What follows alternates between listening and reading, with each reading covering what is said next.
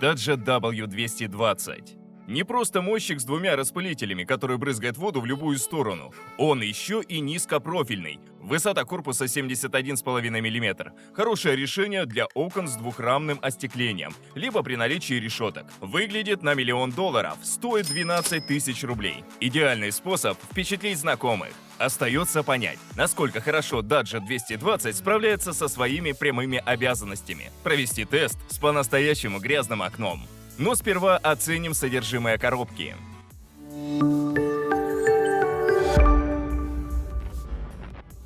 В комплект поставки входит красивый и с виду дорогой мойщик окон, адаптер со встроенным удлинителем, шнур с евровилкой, запасные кольца, на случай, если у вас железные руки, 6 пар салфеток, включая те, что надеты на робота, пузырек для заполнения бачка. При необходимости вместо тонкого носика можно поставить пульверизатор, пульт с классической расцветкой и батарейки к нему. Руководство на русском языке, причем с цветными картинками. Комплектация хорошая. Можно посетовать, что салфеток всего 12 штук. Но, камон, робот стоит 12 тысяч, а расходники есть на маркетплейсах. Характеристики даджета на экране. Главная особенность – компактный легкий корпус, который мы хорошенько рассмотрим сразу после упоминания о телеграм-канале Best Robot, где раз в месяц среди подписчиков мы разыгрываем какую-нибудь вертикалку робота или мойщика окон.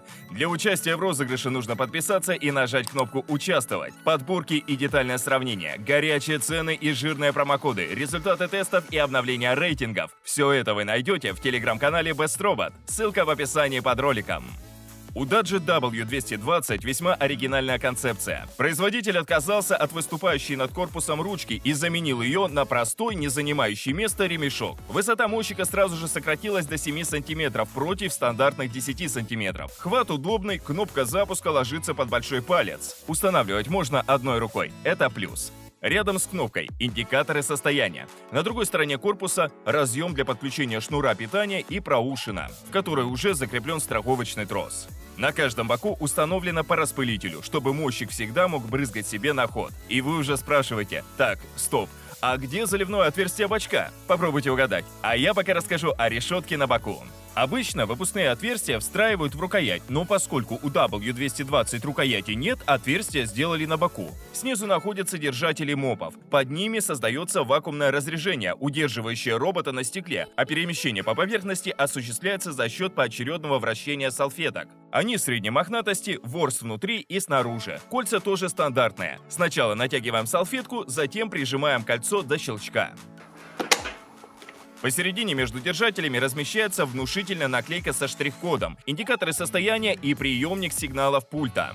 А вот и пробка, под которой прячется горловина бачка диаметром 5 мм. Без пузырька с узким носиком не обойтись. Несмотря на скромный ценник, Даджет W220 оставил приятное впечатление. Красивый корпус цвета металлик, удобная рукоять, качественное исполнение, придраться не к чему. Перед тем, как перейти к тестированию, нужно подготовить даджета к работе. Для этого штекер адаптера завинчиваем в корпус мойщика, а в адаптер втыкаем шнур с вилкой. Пока робот заряжается, заливаем воду в бачок. Туда вмещается примерно 1/3 пузырька. Не забываем привязать страховочный трос к батарее. Безопасность превыше всего. Когда мойщик подзарядился, можем познакомиться с функциями управления. Если нечем заняться, можете управлять джойстиком. В какую сторону нажали, туда и поехал. Но проще использовать один из 3 режимов. До левого края рамы, затем вниз. И до правого края, затем вниз. Эти режимы понадобятся только если вы по каким-то причинам не хотите, чтобы робот обрабатывал верхнюю половину окна. В остальных случаях удобнее использовать режим до верхнего края рамы, а затем вниз из стороны в сторону. Еще есть кнопка для включения автоматической уборки и принудительный пшик, если посчитаете, что робот не обойдется без вашей помощи.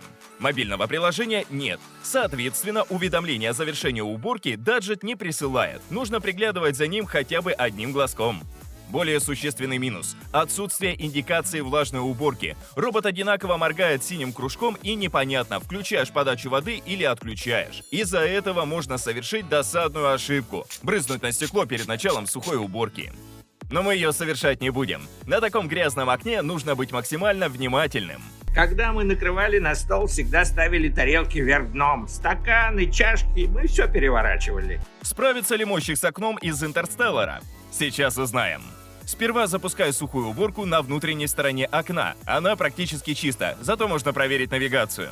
В режимах справа вниз или слева вниз робота нужно ввести в верхний угол с помощью джойстика, а затем уже активировать автоматический режим, либо изначально установить в нужной точке. В режиме сверху вниз все проще. Ставим где угодно, робот сам ползет вверх, затем проходит все стекло зигзагами. Следует отметить, что при запуске внутри помещения произошел сбой навигации. До верхнего края рамы оставалось еще сантиметров 20, а робот уже начал бегать из стороны в сторону. Но снаружи алгоритм сработал четко. Даджет обработал всю площадь, заехав в каждый угол, насколько было возможно. Тестовое окно с учетом степени загрязнения нужно убирать в 2 этапа. Сперва собрать пыль, затем размачивать пятна. Мойщик ползет вверх, сразу же очищая поверхность. Граница между матовой и глянцевой зоной видна невооруженным глазом. Робот проходит всю поверхность, не оставляя неубранных участков. Смотрим результат. Стекло стало прозрачным, теперь в нем отражаются дома и небо. Но по всей площади осталась рябь, мелкие присохшие пятна, отмыть которые можно только во время влажной уборки.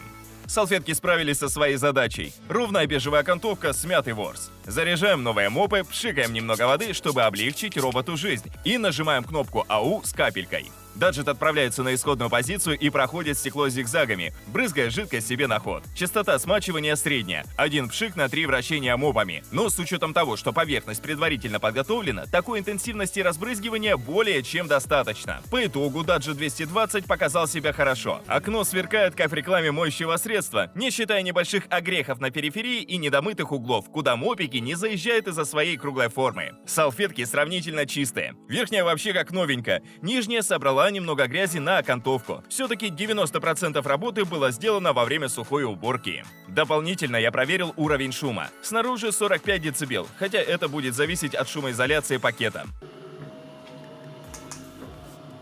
Внутри помещения 71 дБ, и это тоже скромный показатель. Обычно у роботов такого типа шум варьируется от 72 до 80 дБ. Помимо окон, мойщика можно использовать на других поверхностях минимальным размером 50 на 50 см, максимальным 4 на 4 метра. На большее не хватит длины шнура.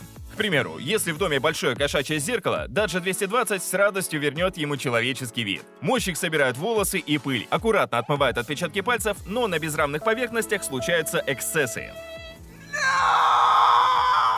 В ванной комнате все прошло успешно. Шероховатая поверхность робота не смущает, стыки проходят спокойно. Отключение электричества тоже не проблема. Встроенный аккумулятор будет держать мойщика на стекле еще 20 минут, а если не успеете прибежать из магазина, повиснет на страховочном тросе.